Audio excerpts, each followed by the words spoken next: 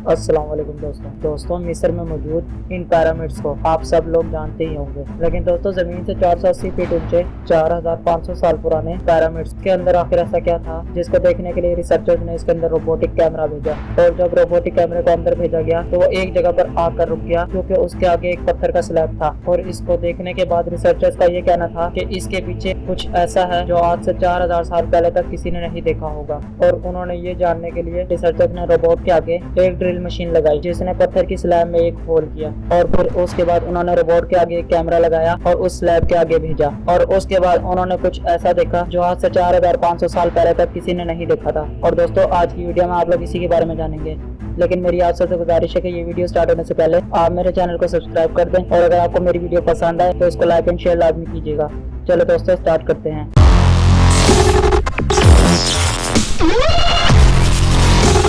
दोस्तों मिस्र यानी कि इजिप्ट, इसमें 138 पिरामिड्स मौजूद हैं और ये सारे के सारे इतने मजबूत हैं कि पिछले हजारों सालों से कई बड़े बड़े अर्थक्वेक और बड़े बड़े तूफानों का सामना किया।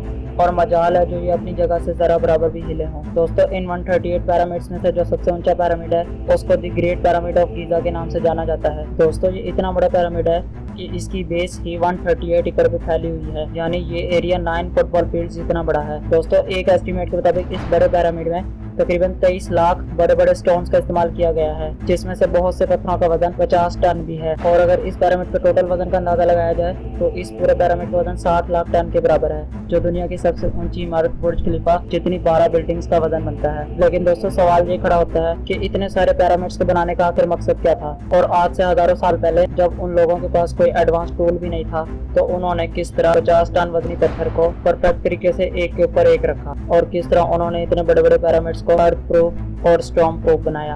और आखिर हर पिरामिड की साइड 51.5 डिग्री के एंगल पर किस तरह झुकाई गई। दोस्तों इन सारी चीजों के बारे में आज की वीडियो में मैं आप लोगों को बताऊंगा। Challenge number 1।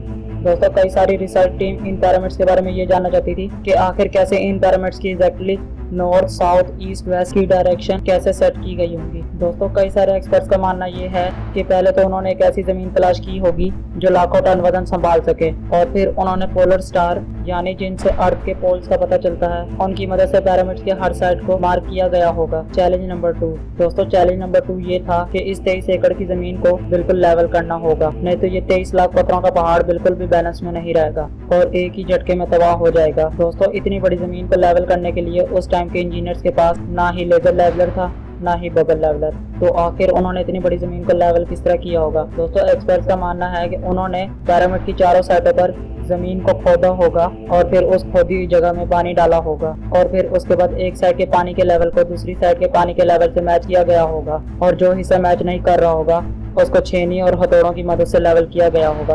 दोस्तों कई एक्सपर्ट्स का मानना ये भी है कि उन्होंने इस सिंपल टूल का इस्तेमाल किया होगा। Challenge number 3। दोस्तों अब पिरामिड की पोल साइड भी सेट हो चुकी थी, जमीन का लेवल भी हो चुका था, लेकिन अब बारी थी इसको बनाने की।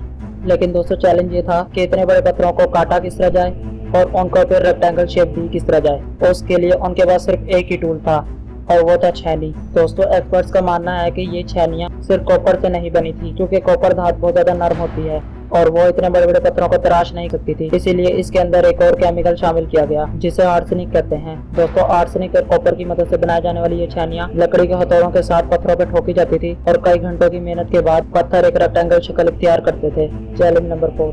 दोस्तों ये पत्थर जिसे लाइमस्टोन कहा जाता है, इसकी कटाई गीजा से 250 किलोमीटर दूर टोरा के शहर में हो रही थी। दोस्तों चैलेंज ये था कि इतने बड़े पत्थरों को आखिर ट्रांसपोर्ट किस तरह किया जाए, क्योंकि हर पत्थर का वजन तकरीबन 50 टन था, यानी 50,000 किलो, जो तकरीबन 3 पैसेंजर्स बस के वजन के बराबर बनता है और तकरीबन 23 लाख पत्थर एक पिरामिड इस्तेमाल होने थे। दोस्तों इतने बड़े पत्थर को ट्रांसपोर्ट करने के लिए ना ही उस जमाने में कोई जानवर इस्तेमाल हो सकता था और ना ही उनके पास कोई जदीद टेक्नोलॉजी थी।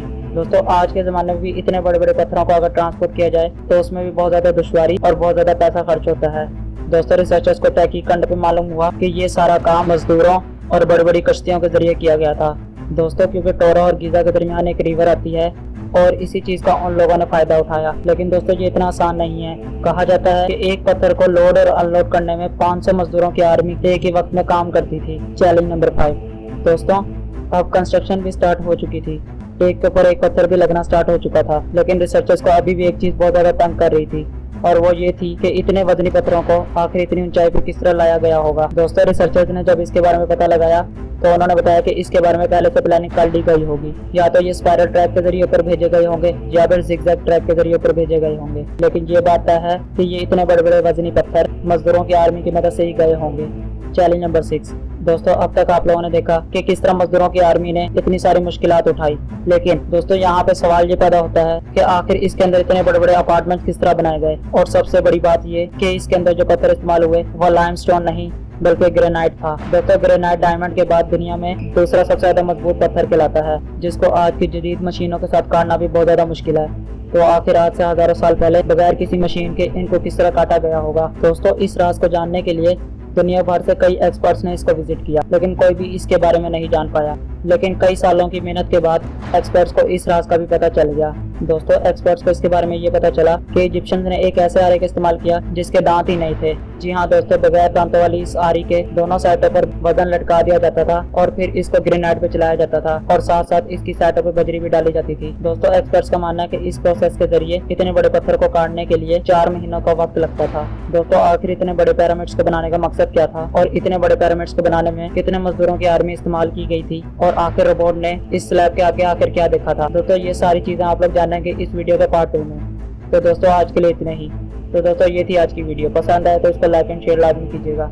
चलो मिलते हैं अगली शानदार वीडियो में, तब तक के लिए अल्लाह हाफिज।